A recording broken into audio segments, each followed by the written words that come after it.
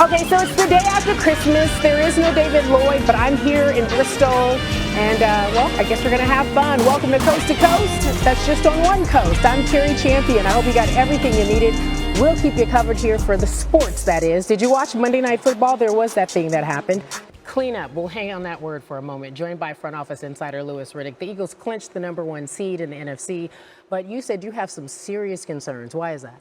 Yeah, there's two things. Number one, Cari, I've been waiting all year for their secondary, particularly war with Carson. Starters and backups. Here's my question for you, because there are folks who will tell you there was a time in 2013, 27-2, 27 touchdowns to 2 picks. That was under Chip Kelly. So why are we seeing a different person? Does it come down to the fact that Doug Peterson needs to change his offense to adjust to one Nick Foles, or is Foles really just not the guy?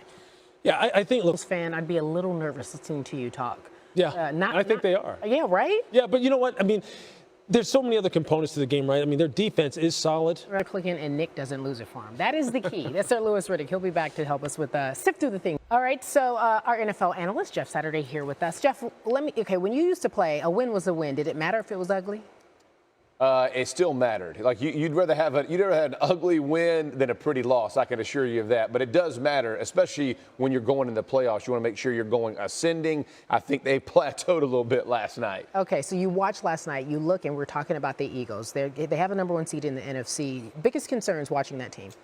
Last night, third down conversion. They were 1 of 14 is abysmal. I mean, you're not going to beat anybody of any quality in the playoffs with that type of thing. So being able to sustain drives, keep your defense fresh. Because listen, the defense won this game last night. All the strips, picks, you name it. Yeah. They played outside themselves to even keep them in this game and to finally defense in terms of winning this game. If you look at the NFC standings and you look at the teams, although they have the Rams, who would have thought just a year ago we would be saying that the Rams have a possibility of being in the NFC Championship? Not this just guy. Listen to that. Not this guy. Not this guy. I would not. Ain't no doubt. It's by far the most surprise. I'm talking about NFL surprise all day. That's our Jeff Saturday giving us a great take. Thank you so much. I appreciate it. Happy Merry Day after Christmas. Yes, you as well. Almost there. She was the #1 overall draft pick in the 2014 WNBA draft, 2014 Rookie of the Year, 2014 All-Star, and now she is our NBA analyst. I want to give you all of that coast to coast. She's here. We welcome in Shanae Nguluke. Welcome so much. I appreciate you for joining us. You are our NBA analyst. I want to talk to you. You told our producer we're talking about the Spurs. You were like, okay, it's good to see Kawhi there, but they have a long way to go before they can actually compete with the Warriors. I need you to explain what a long way would be. We appreciate you joining us and filling in as our NBA analyst, Shanae Nguluke. Always. Great job. Speaking of, at Alabama, and while they do that pretty well, another team has taken over the #1 spot in college football. So is Clemson taking that dynasty away from Alabama? Just think about that for just a moment.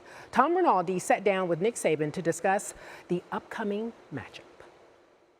Well, the Giants' messy situation, well, it keeps getting messier. And now with Pro Bowl safety Landon Collins calling out teammate Eli Apple for being a cancer on the team. During an appearance yesterday on 98.7 ESPN New York, Collins was asked what changes should be made to the secondary next year. Collins singled out Apple, the team's first-round draft pick out of Ohio State. That was crazy. That was the moment that Isaiah Thomas found out that he was no longer a Boston Celtic. Thomas going to Cleveland in the trade. Yeah, that sent Kyrie Irving to Boston. Thomas is still waiting to make his Cavs debut as he continues to rehab a right hip injury. It looks like the MVP race is basically, look, it comes down to Todd Gurley and no surprise here, that great quarterback that we all know. Probably, yeah, Tom Brady. He does a good job. Probably. He does do a good job. And in fact, according to our stats, Tom Brady's, he's out there. He's the front runner. But who do you have as a front runner? Well, those would be, they've already haven't been as productive as last year, so there's a mental block because what the problem is the red area. If they can't finish drives, that's where their season will end. Continues to build and build and build with his speed. Wrap really quickly. Rams not the biggest surprise this year in the league. One of the biggest surprise in terms of their turnaround. Definitely, yes. That's crazy. Yes. We shall see if in college football. It's when Iowa Hawkeye fans, during the home opener in Kinnick Stadium, September 2nd, turned a grassroots social media movement into a heartfelt moment that's grown and has continued to this very day.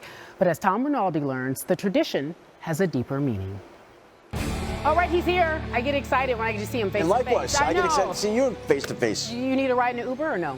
I do. I think that commercial that you've done is outstanding. I love that you and Paul were fantastic. Yeah, in he's that. a good one, right? Excellent, yes. All right, so we talk about the NFL because it's going to be busy from my understanding. 1 week to go, joined by NFL insider, we all know that, Adam Schefter. It could also be 1 week to go for a number of head coaches around the league. What are you hearing about the turnover? You know, listen, this is always a... Adam Schefter joining us here. Thank you so much. I appreciate it. Happy New Year. Julio Jones and the Falcons will reach the playoffs for the second straight year with a win in Sunday's game against the Panthers. The task won't just fall on Jones alone.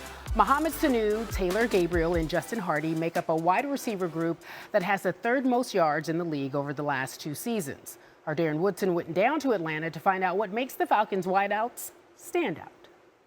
Folks know at home, he's simply telling me you still cover. You still can cover. I can still cover. You saw the You weren't feet. scared. You saw me pitter patter the feet. I thought we said just they got off the ground. We sent him to do a piece. He letting me know he can still cover. That's not what this piece is about.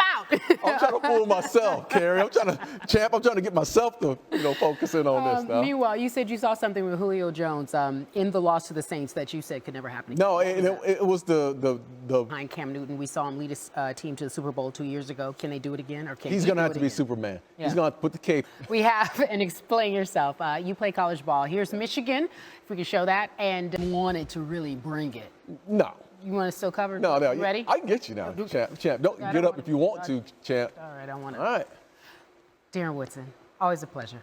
Happy New Year. To do that. Okay, so I'm going to go and be a little biased right here. Right. Right here. I'm going to go with them, with making a run.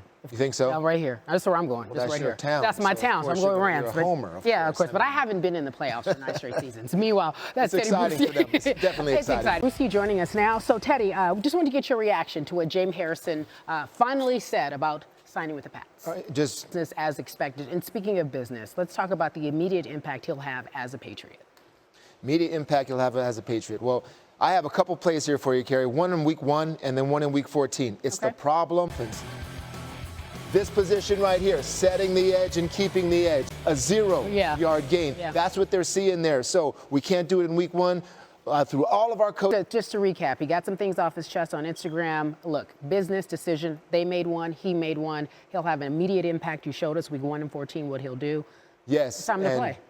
No more talk about your former team. Shoot it away. Got it. That's our Teddy Bruschi joining us. The local kid who made it big. Sam Darnold grew up an hour from the campus of USC. It's one thing to dream of being a quarterback for SC, but it's another thing to actually be the star of one of college football's most celebrated teams.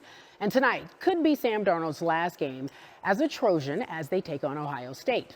Let's now take a look back at the career that propelled him to the top of the NFL draft. One big, gigantic goodbye for our coordinating producer, Galen Gordon. He's leaving Sports Center. We'll miss you. I'll see you in LA, though, my friend. Sports Center at 6 on ESPN2, folks. That's the next.